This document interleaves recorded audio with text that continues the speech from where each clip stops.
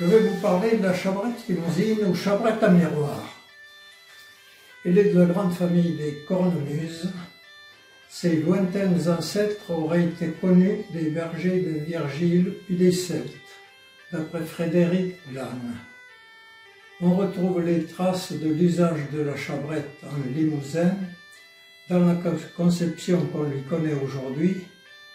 Depuis le XVIe siècle, elle a été utilisée lors des processions des confréries religieuses et avait eu ses heures de gloire jusqu'au début du XXe siècle.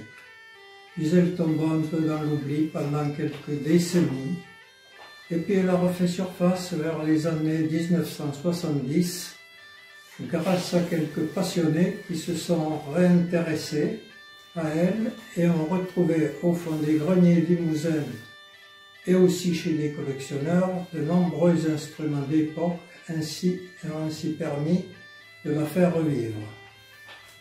Cette chabrette se caractérise par un son plus doux, plus délicat, plus mélodique que sa cousine auvergnate, la cabrette.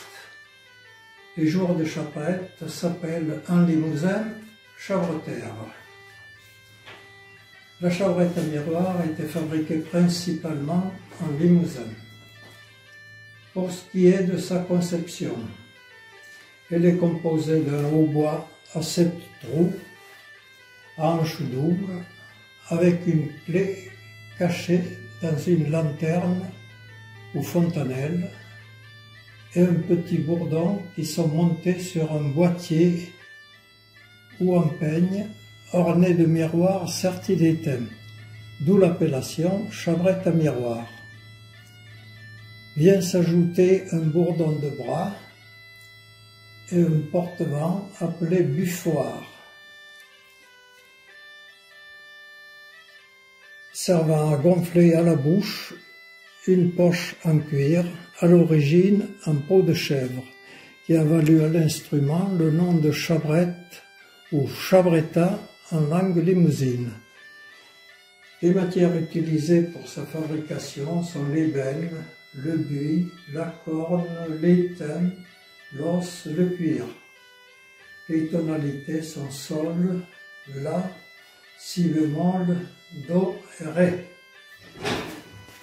Je vais maintenant vous présenter mon grand-père qui jouait de cet instrument sur une photo là de 1930 environ.